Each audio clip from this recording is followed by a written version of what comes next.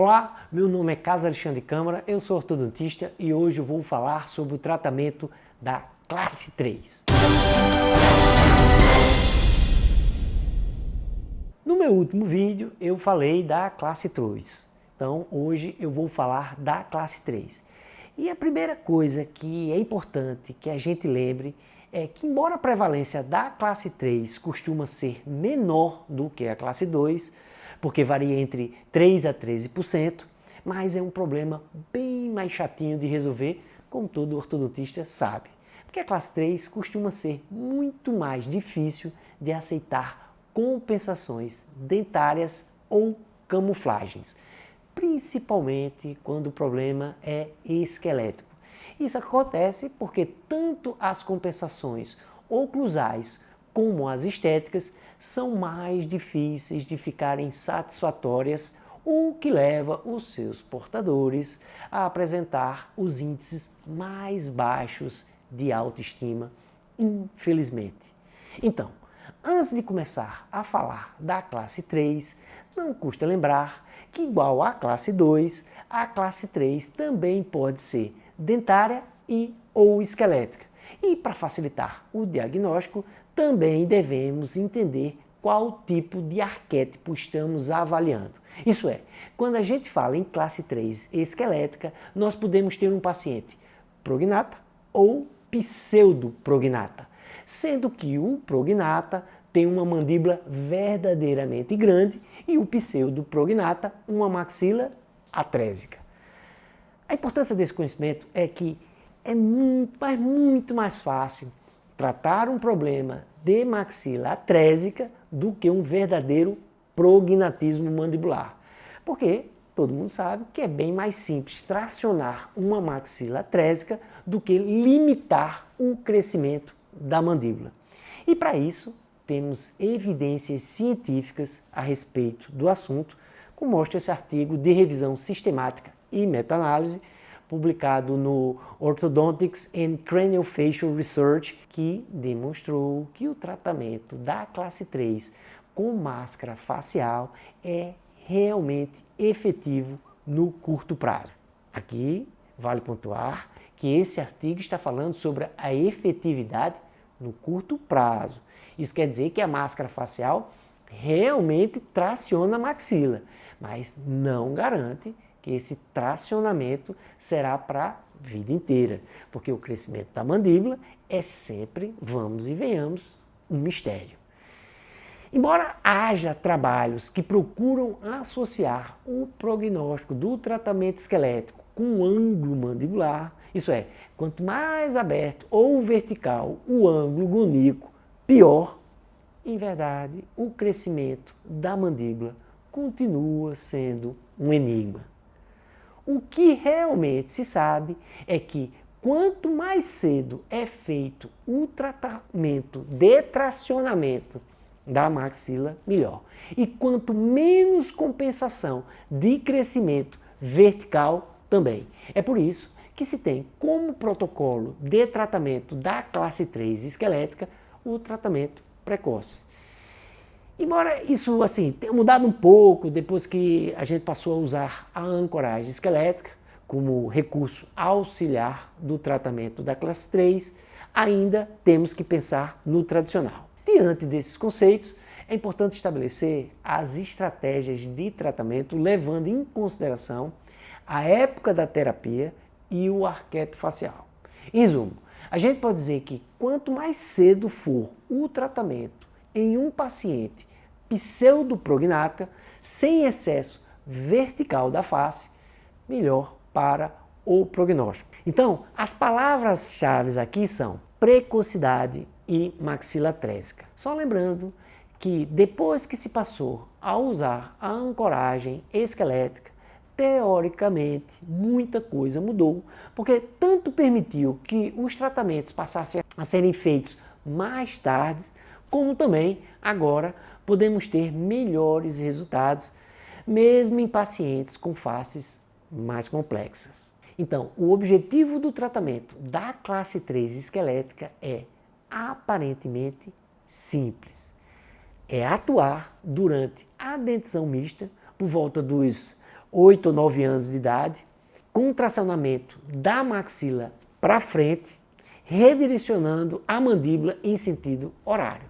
E é por isso que o tratamento da classe 3 em prognatas com excesso vertical não é bem sucedido, porque além desses pacientes terem um crescimento desfavorável, a terapia também não ajuda, porque os efeitos colaterais não são bem-vindos em pacientes verticais. Já nos pacientes pseudoprognatas, está indicado o uso da máscara facial, que serve para apoiar os elásticos que irão ser usados justamente para tracionar a maxila. E a gente tem dois tipos de máscara facial, a de Deller e a de Petit, como você pode ver aqui nessa figura. A máscara facial é presa a um gancho de um aparelho disjuntor e se usa elásticos com forças que variam de 400 a 500 gramas de cada lado. Isso é, para esse tipo de tratamento, a gente usa forças pesadas. O que eu gosto desse tipo de terapia é que ela tem um tempo de duração relativamente determinado. Isso nos casos que não se usa ancoragem esquelética. Em média, o tempo de tratamento ortopédico do tracionamento maxilar deve durar 10 meses, podendo se prolongar até 12 meses, porque mais do que isso o tratamento não está recomendado, porque pode começar a provocar movimento dentário. A grande vantagem do uso de ancoragem esquelética, no caso aqui, mini implantes no palato, é que a gente não tem problema com a movimentação dentária, porque o aparelho, como ele fica apoiado no mini implante, você não tem perigo dos dentes saírem do lugar.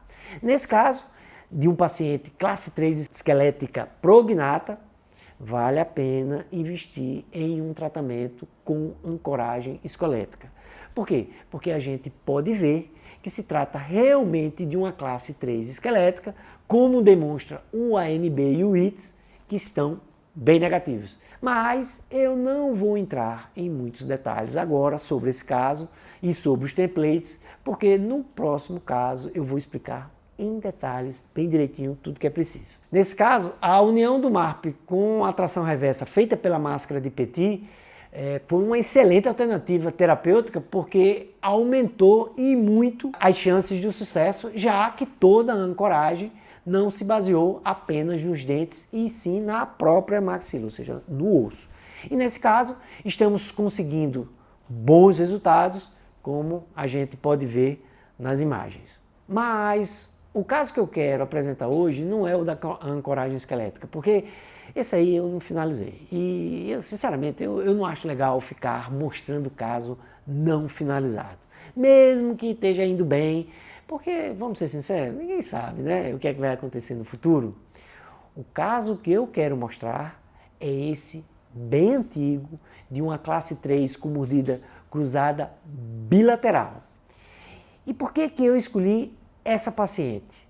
Porque nem sempre a gente percebe que está diante de uma situação de classe 3 esquelética e aí a gente pode negligenciar o tratamento fazendo apenas um acompanhamentozinho da nossa paciente, enquanto isso a gente vai perdendo a janela de oportunidade do tratamento, o que vamos e venhamos, eu diria, eu não vou dizer que é uma iatrogenia, mas é uma grande perda. Por isso que eu gosto de seguir o ponto principal do protocolo do fluxo do sorriso, a filosofia das partes e contrapartes.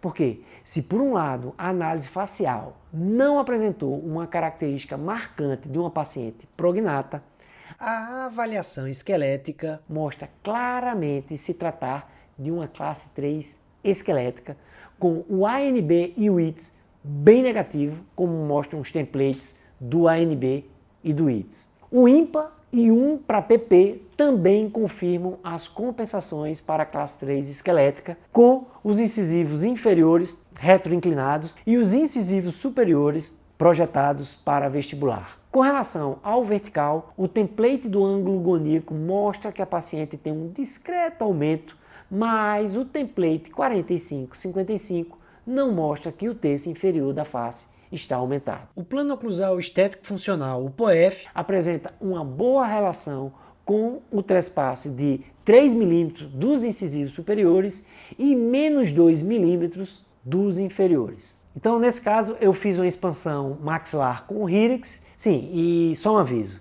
é que esse aparelho que você está vendo, o Hyrax, não é da paciente. Eu estou usando aqui só para ilustrar o aparelho que eu usei para fazer o tracionamento da maxila com a máscara de Delé, porque eu não tenho a foto original. Também vale lembrar que hoje em dia eu não uso mais a máscara de Delé, eu só uso a máscara de Petit. Finalizado o tratamento ortopédico, em 10 meses, aí sim, eu aguardei um período intermediário de 3 anos e por volta dos 12 anos de idade, vendo que a paciente mantinha os ganhos ortopédicos, eu montei o aparelho fixo.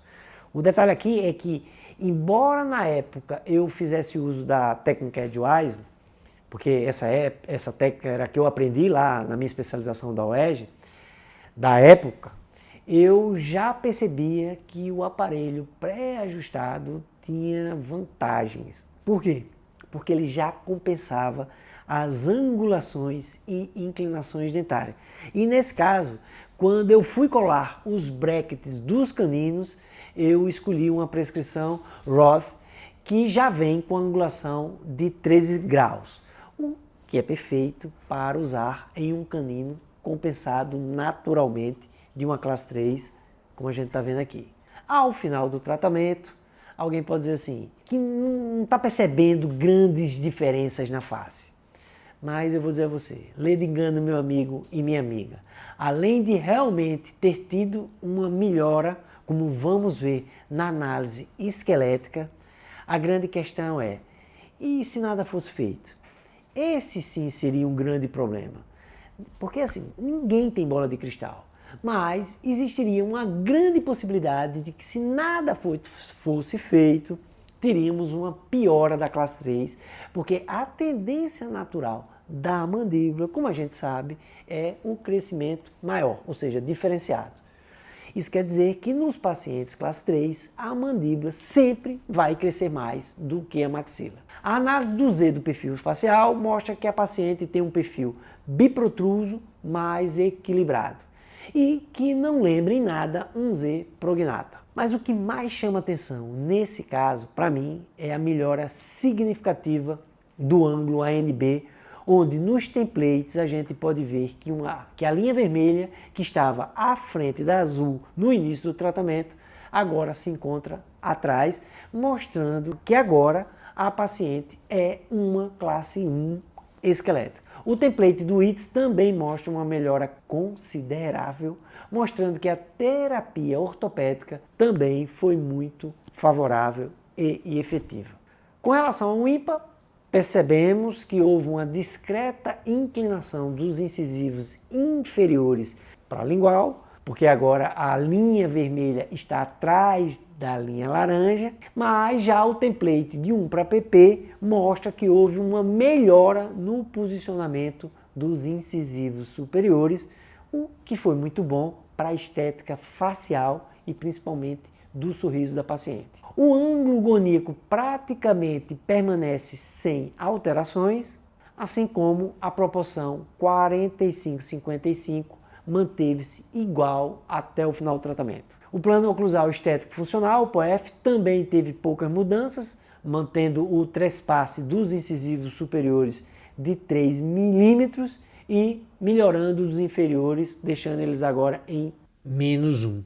Ao final do tratamento, podemos ver uma excelente oclusão de classe 1 e uma paciente que se tornou uma mulher adulta com uma face equilibrada e agradável, que embora tenha alguns leves traços de classe 3, não é nada que venha comprometer a estética, a oclusão e a função, mostrando que um correto diagnóstico, seguido por um planejamento que respeita as evidências científicas e segue um protocolo lógico, tem tudo para dar certo.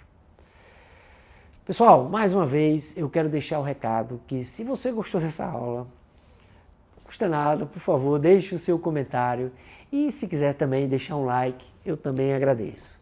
E também não deixe de se inscrever no meu canal, porque eu sempre digo que assim eu sempre estarei motivado a trazer mais informação que quem sabe pode lhe ajudar na sua clínica ortodôntica. Beleza? Forte abraço!